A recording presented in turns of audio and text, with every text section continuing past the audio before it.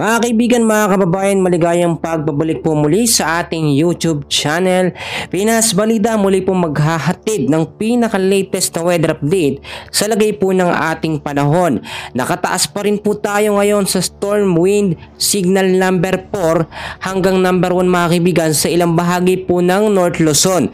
Dahil pa rin po yan sa lumalakas na si Bagyo or si Typhoon Emong na anumang oras mga kaibigan ay maglalandfall na dito nga po sa kalupaan ng Pangasinan kasama na sa ilang bahagi po ng La Union. So mga kaibigan, kung bago ka lang, huwag mo nakakalimutan na mag-like and subscribe. Maraming salamat po. Bukod po kay Bagyong Emong mga kaibigan, nakaantabay din tayo at nakabantay sa posibleng pag-re-entry at muling pagpasok nga po ni Bagyong Dante. Matapos kasi siya lumabas ng PAR ay nagbabandya na naman bumalik, no? Ang nangyayari dito, hinahatak po ni Typhoon Emong etong mahinang bagyo na si Bagyong Dante para muling pumasok ng Philippine Area of Responsibility. Meron din isang bagyo pa tayo na minomonitor nasa labas ng PAR. Si Tropical Storm din to, Tropical Storm Crossa, at posible nitong palakasin ng habagat. So himay-himay natin, isa-isahin natin yung mga detalye mga kaibigan para din po clear sa bawat isa. Sa ngayon mga kaibigan, nandito na po si Bagyong Emong, no, sa may vicinity po ng Manabo, Abra. At kung titignan nyo mga kaibigan, yung sinasabi natin dito na sitwasyon niya ay mas lalo siyang lumalakas talaga. At meron siyang lakas ng hangin na 110 km per hour, isang ganap na severe tropical storm. Pagdating naman po ng hapon, ngayong araw din mga kaibigan, tatahakin naman ni Bagyong Emong ito pong 85 km east of southeast of Basco, Batanes.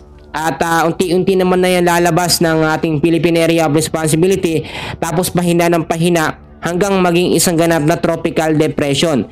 Pero mga kaibigan, bago ho mangyari yun, kung titignan nyo mabuti yung kanyang tinatawag na track and intensity forecast, makikita nyo sa kanyang area of probability mga kaibigan, maglalandfall ito ngayong Friday po ng madaling araw po ng alas 5. Kitang-kita nyo naman sa chart, no? Pwede pong magbago yan as time goes by mga kaibigan dahil nagdedepende tayo sa pagkilos ng bagyo. Kaya po mas maganda na kaantabay tayo time to time. Pagkatapos siya maglandfall sa area ng Pangasinan kasama ilang bahagi ng La Union, magiging isang ganap na siya na tropical storm lamang alas 5 naman ng hapon. At pagdating ng Sabado, magiging isang ganap na siya na tropical depression. At pagdating naman po ng Sabado din, ng hapon na alas 5, isang low pressure area siya at nasa labas na ng ating Philippine Area of Responsibility. Pero mga kaibigan, hanggat hindi pa siya nakakalabas ng PAR at hindi pa siya humihina bilang isang typhoon category, ay nakataas pa rin ngayon ang tinatawag po natin na storm wind signal number 4 sa ilang bahagi po ng ating bansa. So alamin natin yung mga lugar na apektado dahil napakahirap ng ganitong sitwasyon. Nakataas pa rin ang signal number 4 na meron pong warning lead time na 12 hours, lakas ng hangin na 118 to 184 km per hour sa ilang bahagi po ng southwestern portion po ng Ilocos Sur, northwestern portion po ng La Union. Mostly yan yung mga lugar na apektado talaga. Diyan direktang tumama itong si Bagyong Emong. Kasama rin dyan mga kaibigan ang northwestern portion po ng Pangasinan. At signal number 3 naman tayo, merong warning lead time na 18 hours, lakas ng hangin na 89 to 117 km per hour dito po sa southern portion po ng Ilocos Norte.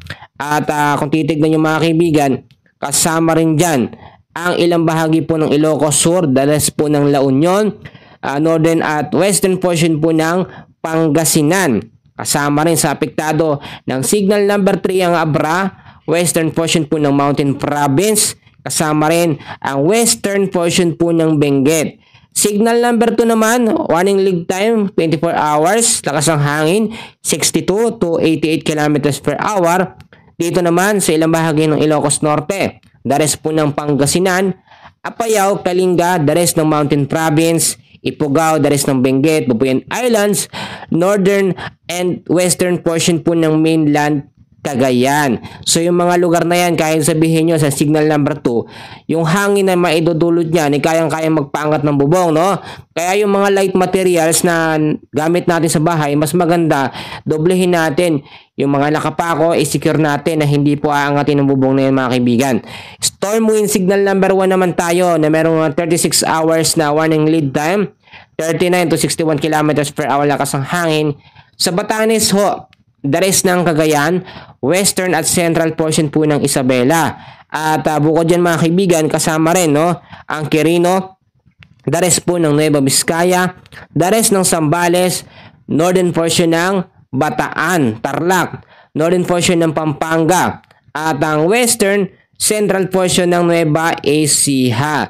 So mga kaibigan ko, kung titignan nyo, dahil po sa banta at patuloy na paglakas nga po nitong si Bagyong Emong, Typhoon Emong, pinapalakas din niya ang epekto ng habagat sa ilang bahagi ho ng ating bansa.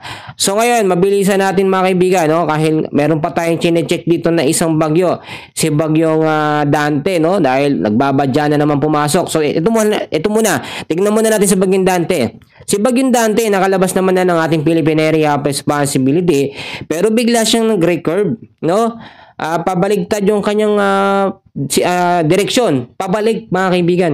Ang nangyari dito, mga kaibigan, yung sinasabi ko sa inyo nung nakaraan, na Fujiwara effect, no? Yung hatakan or interaction ng dalawang bagyo, which is nangyayari yan. Pero huwag kayong mag-alala, kahit naman makapasok po sa PAR, etong si Bagyong Dante, hindi na ho yan magiging malakas. Dahil kung titignan nyo, mga kaibigan, sa July 26 po, Sabado yan, 2 PM ng hapon, magiging isang ganap na lamang siya na LPA o low pressure area. So kahit magdikit pa sila, nito nga pong si Typhoon Emong, ay hindi na sila magiging malakas na bagyo. Pero nandyan pa rin ang lakas at pagpapaulan nito nga pong habagat, no? Given na yan dahil meron na naman tayo panibagong bagyo, si Tropical Storm Kurosa. Mamaya titignan naman natin yung sitwasyon ni Kurosa, mga kaibigan.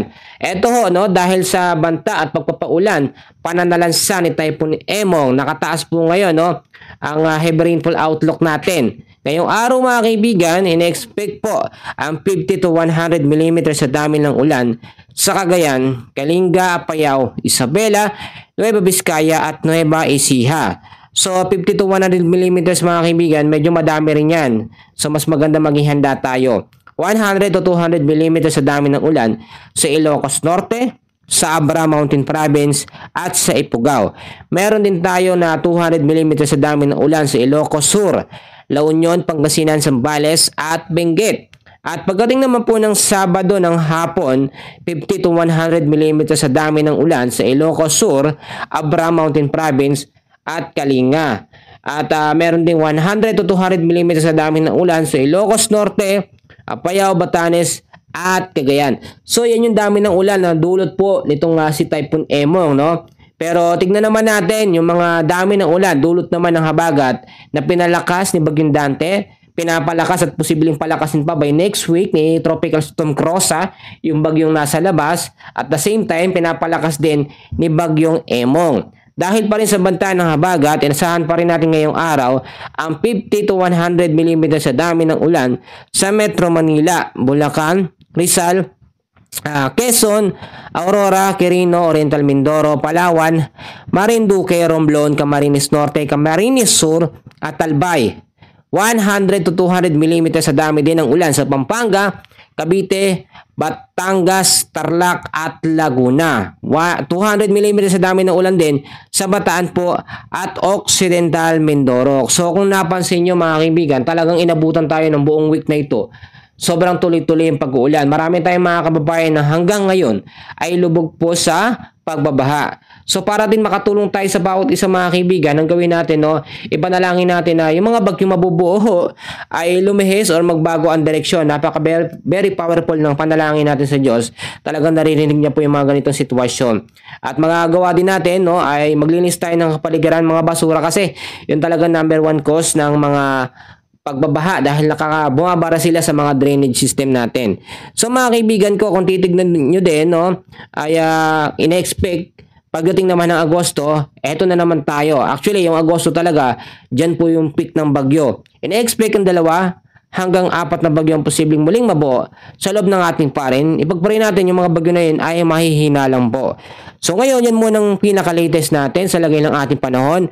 Please don't forget to like and subscribe. Maraming salamat po.